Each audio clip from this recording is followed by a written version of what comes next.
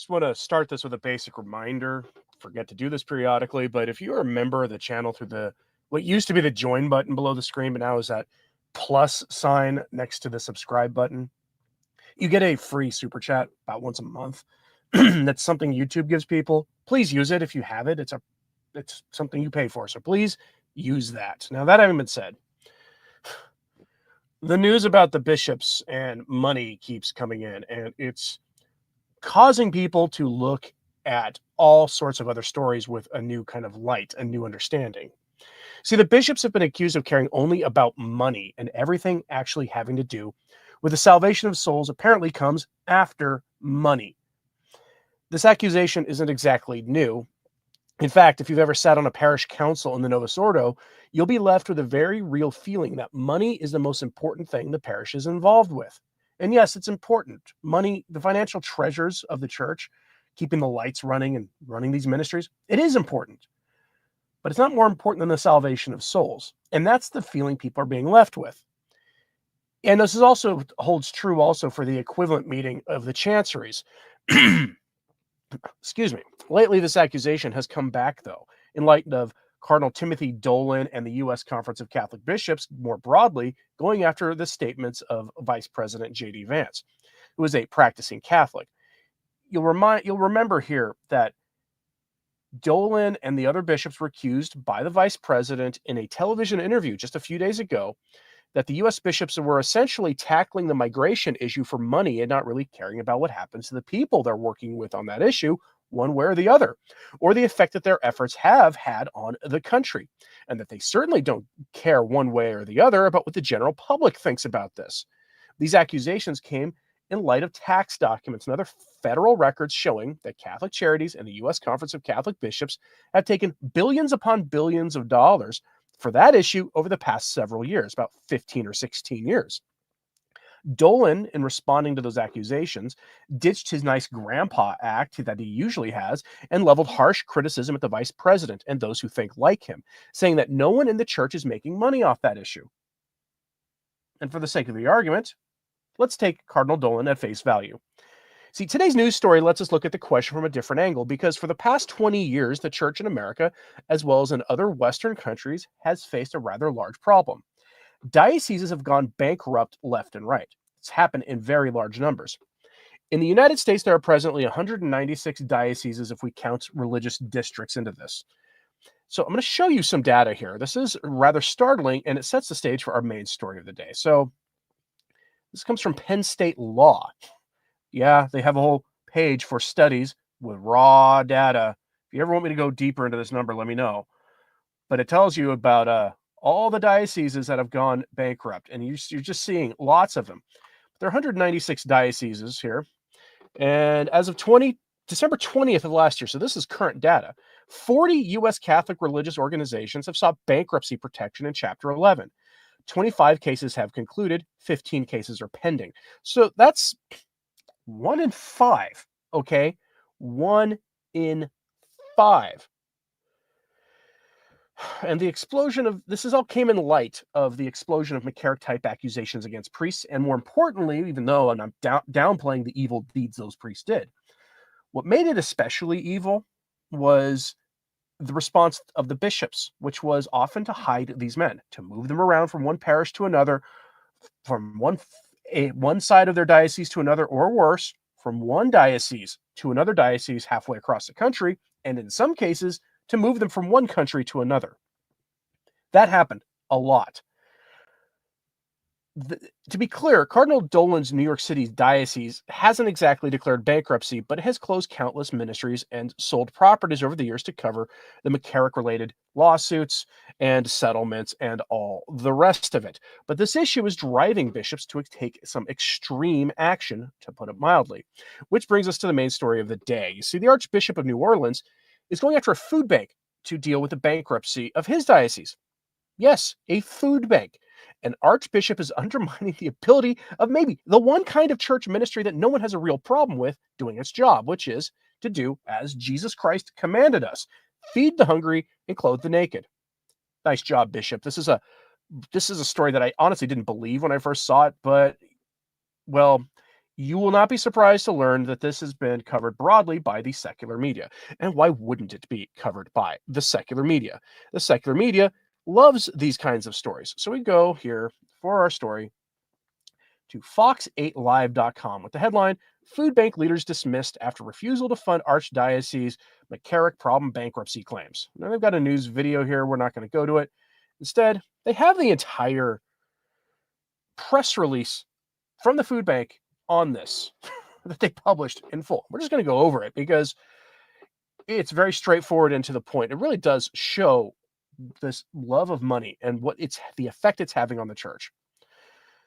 Dated January 30th, yesterday, leadership of Second Harvest Food Bank dismissed by Archbishop of New Orleans following Second Harvest refusal to fund church's McCarrick Problem bankruptcy claims. Please don't actually contact this person, okay?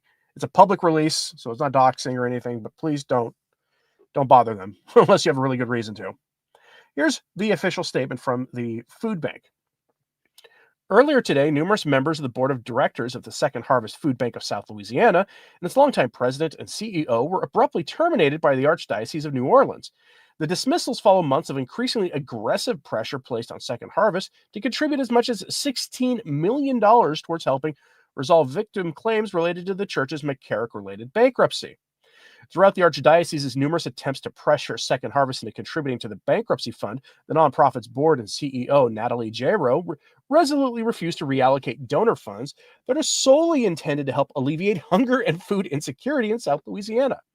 From the very beginning of our conversations with the Archdiocese and its representatives, which extend back as far as months ago, we have stressed the indisputable fact that our agreements with grant-giving organizations and other partners prohibit any expenditures that are non-secular or do not directly align with our sole mission of feeding the hungry. The Archbishop has chosen to ignore these realities and jeopardize Second Harvest's ability to fulfill its mission and honor its contracts. It's both shocking and short-sighted, said Bert Wilson, recently replaced chair of Second Harvest board chair. I'm going to pause here. My PhD is in public policy, which is a subfield of political science. I consider myself a political scientist by training. One of the things that I've had to do a lot of stuff on to get my pointless PhD was understanding grants and how they work. Grants come with conditions, as they should.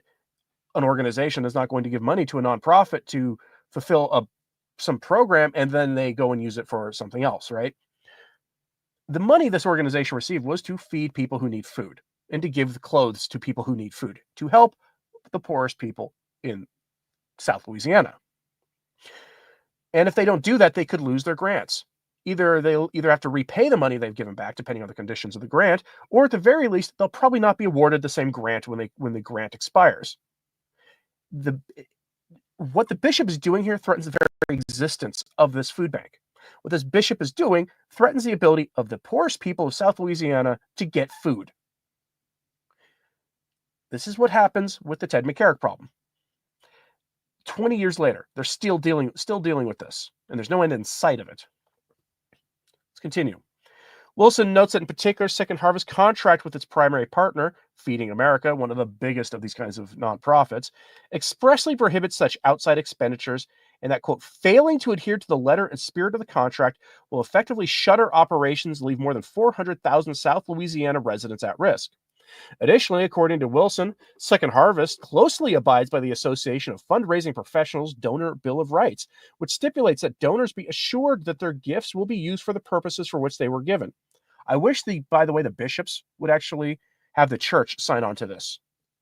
That way, when you give money in your tithe, or Catholic nonprofits are collected for at your diocese, at your parish, on those second collections, that the money they receive be used for explicitly Catholic purposes, as opposed to the things that Lepanto Institute has to cover.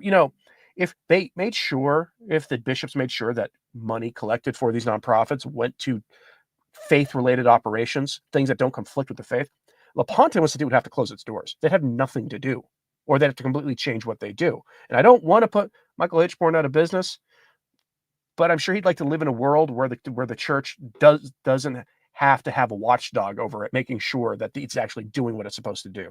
So maybe we can get the bishops to essentially adopt as much of this as they can without violating the faith.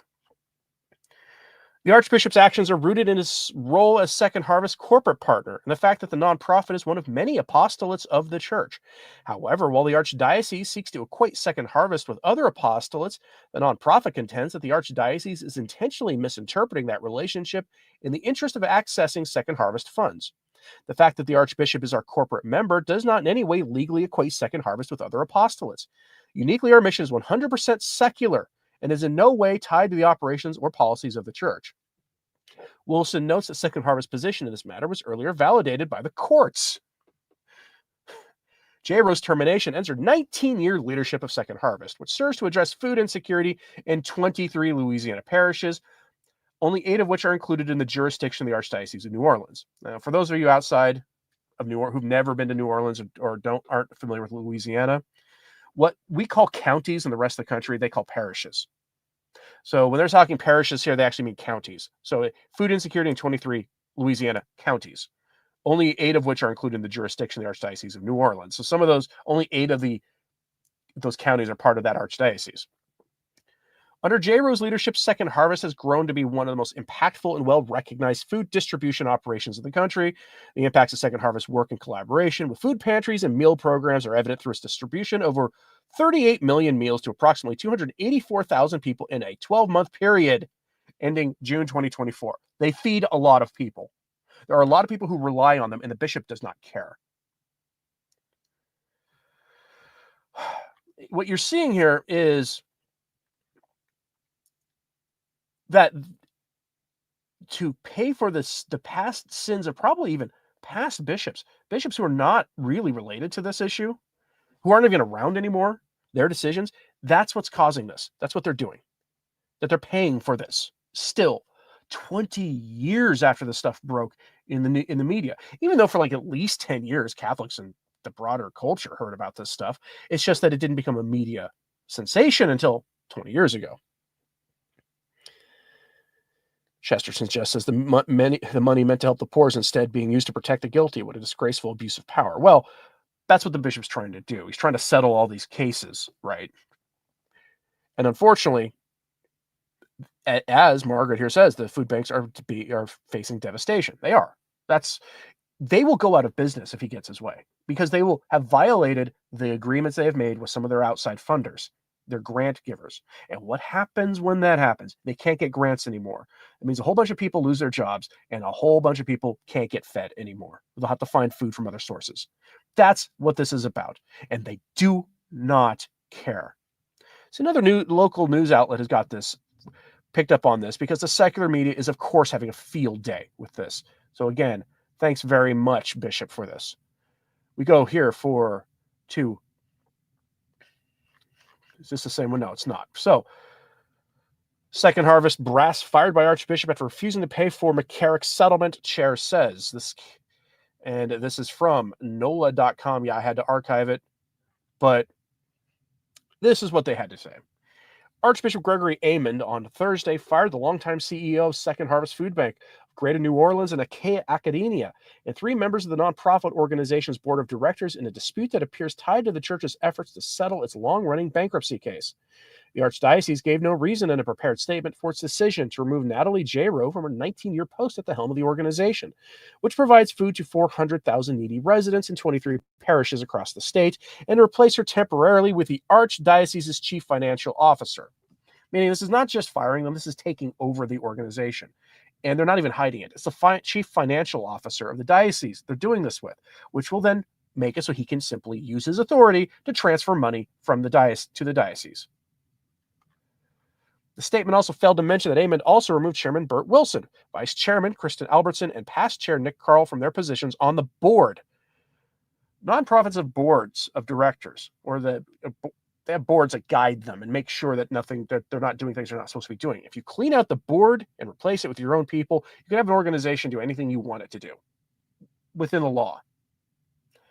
This also applies to corporations. If you're familiar with like the ongoing saga of essentially how shareholders with Disney are really, really upset at the direction Disney has gone. Controlling the board is how they did that.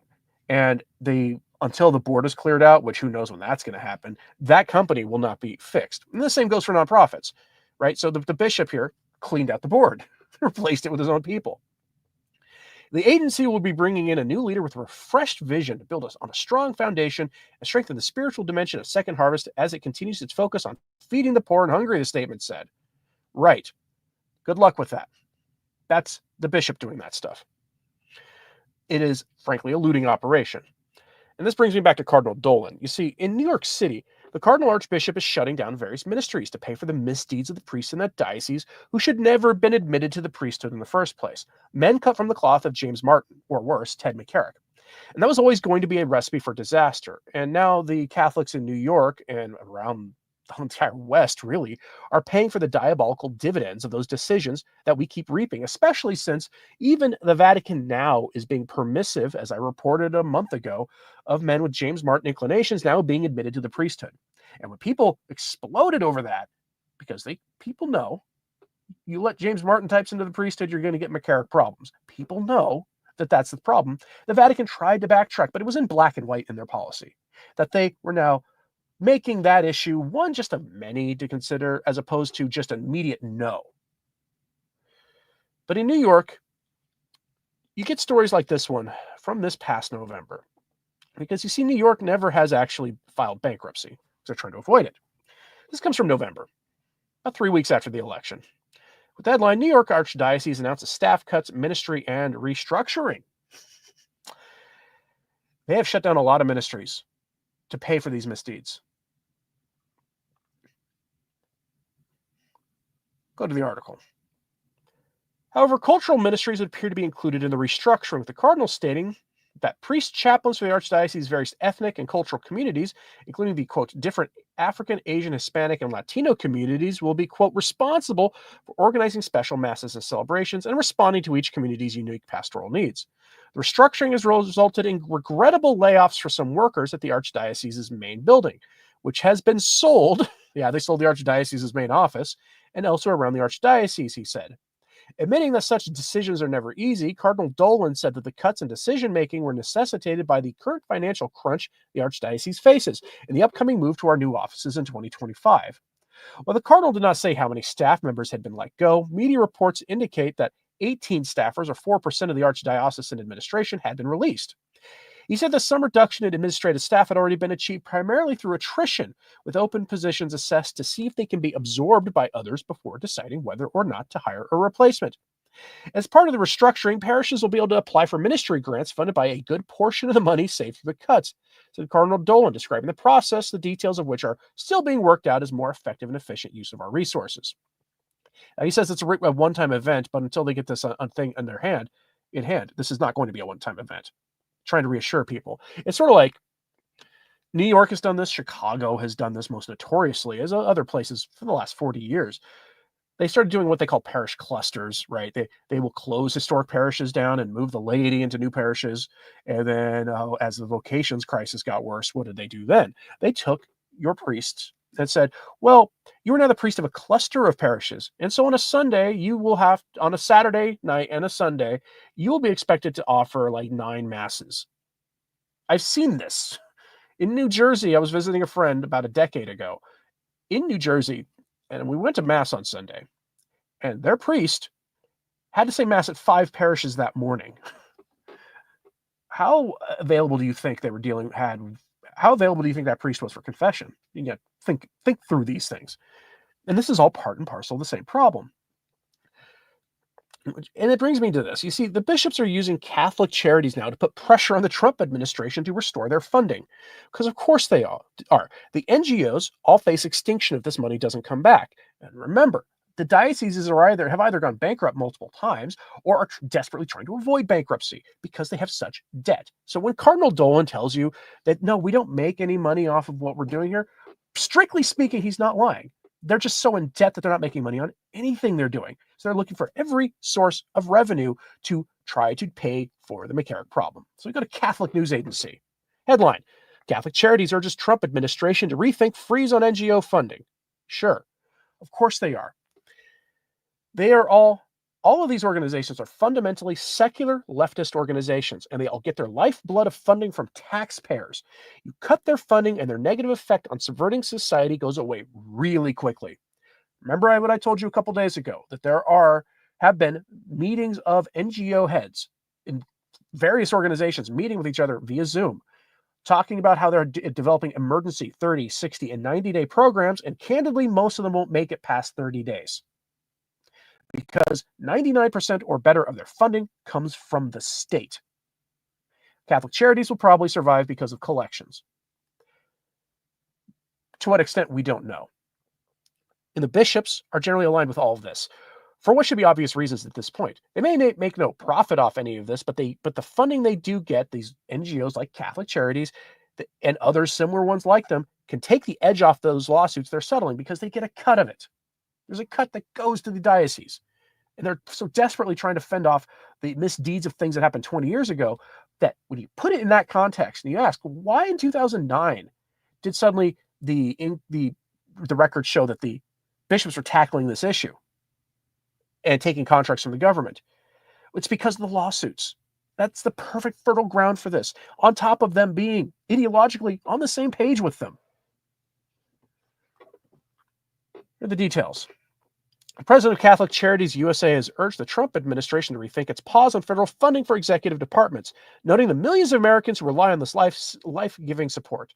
In a two-page memo on Monday, the Office of Management and Budget directed all federal agencies, to the extent permissible under applicable law, temporarily pause all activities related to obligation or disbursement of all federal financial assistance that could conflict with the president's policies as outlined in his recent executive orders.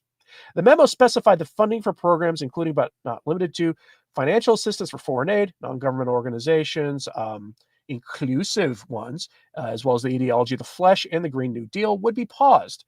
Though the memo put the pause into effect on January 28th, a federal judge in the District of Columbia temporarily blocked the order on Tuesday. I don't know what gives him the authority to do that, but you know.